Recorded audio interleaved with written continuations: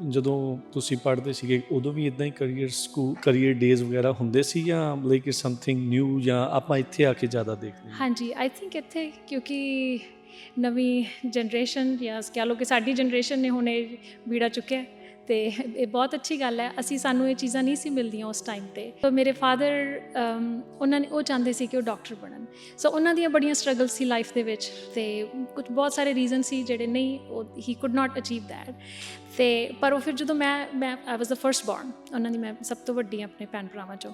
ਅਤੇ ਜਦੋਂ ਮੇਰਾ ਬਰਥ ਹੋਇਆ ਸੀ ਤਾਂ I think he has that inside, ਮਤਲਬ ਉਹਦੇ ਵਿੱਚ ਮੇਰੇ ਵਿੱਚ ਹੀ ਉਹਨਾਂ ਨੂੰ ਇਹ ਸੀਗਾ ਕਿ ਵਿਜ਼ਨ ਕਿ ਮਤਲਬ ਇਹ ਮੇਰੀ ਬੇਟੀ ਜਿਹੜੀ ਹੈ ਡਾਕਟਰ ਬਣੇਗੀ। ਬੇਸਿਕਲੀ ਪਹਿਲੇ ਦਿਨ ਜਦੋਂ ਮੈਂ ਕਾਲਜ ਗਈ ਤਾਂ ਸਾਨੂੰ ਉਹਦੇ ਪੇਰੈਂਟਸ, ਪਟਿਆਲਾ ਮੈਡੀਕਲ ਕਾਲਜ ਮੈਨੂੰ ਐਡਮਿਸ਼ਨ ਮਿਲੀ ਸੀ।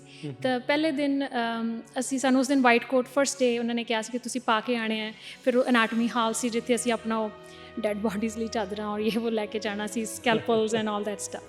ਸੋ ਤਾਂ ਉੱਥੇ ਲਾਈਨ ਦੇ ਵਿੱਚ ਇੱਦਾਂ ਪੇਰੈਂਟਸ ਖੜ੍ਹੇ ਸੀ ਔਰ ਸਾਨੂੰ ਲਾਈਨ 'ਚ ਲਗਾ ਕੇ ਅਸੀਂ ਅਨਾਟਮੀ ਹਾਲ ਦੇ ਲਈ, ਡਿਸੈਕਸ਼ਨ ਹਾਲ ਦੇ ਲਈ ਜਾ ਰਹੇ ਸੀ।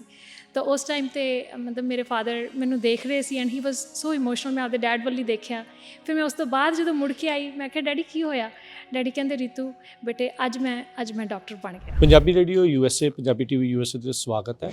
ਇਸ ਟਾਈਮ ਅਸੀਂ ਗੁਰੂ ਅੰਗਦ ਦਰਬਾਰ ਖਾਲਸਾ ਸਕੂਲ ਬੇਕਰਸਫੀਲਡ ਵਿਖੇ ਪਹੁੰਚੇ ਹੋਏ ਹਾਂ, ਜਿੱਥੇ ਸਾਲ 2026 ਦਾ ਕਰੀਅਰ ਡੇ ਅੱਜ ਕੀਤਾ ਗਿਆ, ਜਿਸ ਦੇ ਵਿੱਚ ਕਾਫੀ ਸਪੀਕਰਸ ਪਹੁੰਚੇ।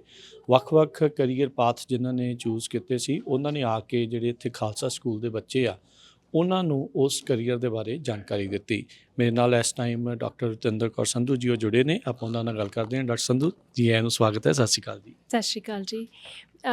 ਬਹੁਤ ਅੱਛਾ ਉਪਰਾਲਾ ਸਕੂਲ ਵੱਲੋਂ ਕੀਤਾ ਗਿਆ ਜੀ ਔਰ ਬਹੁਤ ਸਾਰੇ ਵਲੰਟੀਅਰ, ਸਕੂਲ ਦਾ ਸਟਾਫ, ਅਸੀਂ ਸਭ ਦੇ ਬਹੁਤ ਧੰਨਵਾਦੀ ਹਾਂ। ਬੱਚਿਆਂ ਨੂੰ ਪੜ੍ਹਾਉਂਦੇ ਵੀ ਹੈ ਅਤੇ ਨਾਲ ਇਸ ਤਰ੍ਹਾਂ ਦੇ ਉਪਰਾਲੇ ਕਰਦੇ ਆ ਕਿ ਬੱਚਿਆਂ ਨੂੰ ਅੱਗੇ ਤੋਂ ਹੋਰ ਉਹਨਾਂ ਲਈ ਸੇਧ ਮਿਲ ਸਕੇ। ਅਤੇ ਸਾਰੇ ਸਪੀਕਰਸ ਅੱਜ ਜਿਹੜੇ ਬੋਲੇ ਮੋਟੀਵੇਸ਼ਨਲ ਸਪੀਕਰਸ, ਜਸਟ ਮੈਂ ਕਹਿੰਦੀ ਹਾਂ ਕਿ ਬੱਚਿਆਂ ਲਈ ਨਹੀਂ, ਬਾਕੀ ਈਵਨ ਪੇਰੈਂਟਸ ਲਈ ਵੀ, ਸਭ ਲਈ, ਸਾਡੇ ਲਈ ਵੀ ਲਰਨ ਕਰਨ ਦਾ ਇਹ ਬਹੁਤ ਅੱਛੀ ਓਪਰਚੁਨਿਟੀ ਸੀ। ਸੋ ਇਸ ਲਈ ਬਹੁਤ ਬਹੁਤ ਧੰਨਵਾਦ ਸਕੂਲ ਦੀ ਮੈਨੇਜਮੈਂਟ ਕਮੇਟੀ ਦਾ। ਸੋ ਇੱਦਾਂ ਦੇ ਤੁਸੀਂ ਜਦੋਂ ਤੁਸੀਂ ਪੜ੍ਹਦੇ ਸੀਗੇ ਉਦੋਂ ਵੀ ਇੱਦਾਂ ਹੀ ਕਰੀਅਰ ਡੇਜ਼ ਵਗੈਰਾ ਹੁੰਦੇ ਸੀ ਜਾਂ ਲਾਈਕ ਸਮਥਿੰਗ ਨਿਊ ਜਾਂ ਆਪਾਂ ਇੱਥੇ ਆ ਕੇ ਜ਼ਿਆਦਾ ਦੇਖਦੇ ਹਾਂ? ਹਾਂਜੀ ਆਈ ਥਿੰਕ ਇੱਥੇ ਕਿਉਂਕਿ ਨਵੀਂ ਜਨਰੇਸ਼ਨ ਜਾਂ ਕਹਿ ਲਓ ਕਿ ਸਾਡੀ ਜਨਰੇਸ਼ਨ ਨੇ ਹੁਣ ਇਹ ਬੀੜਾ ਚੁੱਕਿਆ ਅਤੇ ਇਹ ਬਹੁਤ ਅੱਛੀ ਗੱਲ ਹੈ। ਸਾਨੂੰ ਇਹ ਚੀਜ਼ਾਂ ਨਹੀਂ ਸੀ ਮਿਲਦੀਆਂ ਉਸ ਟਾਈਮ 'ਤੇ।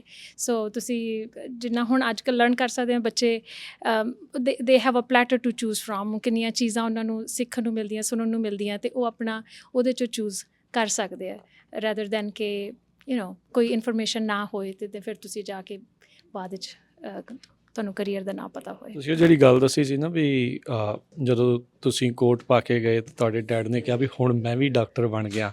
ਸੋ ਵਾਕ ਅਸ ਥਰੂ ਦੈਟ ਇਮੋਸ਼ਨ, ਥੋੜ੍ਹਾ ਜਿਹਾ ਦੱਸਿਓ। ਹਾਂਜੀ ਮੈਨੂੰ ਐਕਚੁਅਲੀ ਹਜੇ ਵੀ ਮੈਂ ਉਹ ਗੱਲ ਕਰਦਿਆਂ ਬਹੁਤ ਇਮੋਸ਼ਨਲ ਹੋ ਜਾਂਦੀ ਹਾਂ। ਸੋ ਮੇਰੇ ਫਾਦਰ ਉਹਨਾਂ ਨੇ ਉਹ ਚਾਹੁੰਦੇ ਸੀ ਕਿ ਉਹ ਡਾਕਟਰ ਬਣਨ।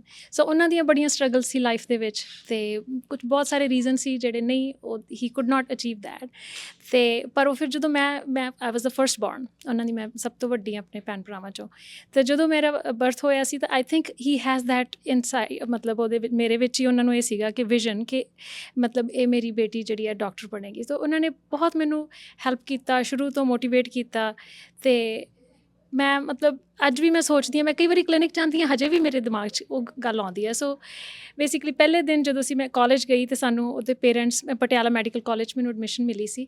ਤਾਂ ਪਹਿਲੇ ਦਿਨ ਸਾਨੂੰ ਉਸ ਦਿਨ ਵਾਈਟ ਕੋਟ ਫਸਟ ਡੇ ਉਹਨਾਂ ਨੇ ਕਿਹਾ ਸੀ ਕਿ ਤੁਸੀਂ ਪਾ ਕੇ ਆਉਣੇ ਹੈ। ਫਿਰ ਉਹ ਅਨਾਟਮੀ ਹਾਲ ਸੀ ਜਿੱਥੇ ਅਸੀਂ ਆਪਣਾ ਉਹ ਡੈਡ ਬੋਡੀਜ਼ ਲਈ ਚਾਦਰਾਂ ਔਰ ਇਹ ਉਹ ਲੈ ਕੇ ਜਾਣਾ ਸੀ, ਸਕੈਲਪਲਸ ਐਂਡ ਆਲ ਦੈਟ ਸਟਫ।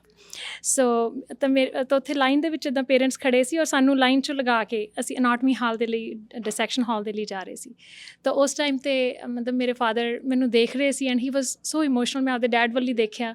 ਫਿਰ ਮੈਂ ਉਸ ਤੋਂ ਬਾਅਦ ਜਦੋਂ ਮੁੜ ਕੇ ਆਈ ਮੈਂ ਕਿਹਾ ਡੈਡੀ ਕੀ ਹੋਇਆ? ਡੈਡੀ ਕਹਿੰਦੇ ਰੀਤੂ ਬੇਟੇ ਅੱਜ ਮੈਂ ਡਾਕਟਰ ਬਣ ਗਿਆ। ਸੋ ਇਟ ਵਾਜ਼ ਵਧੀਆ।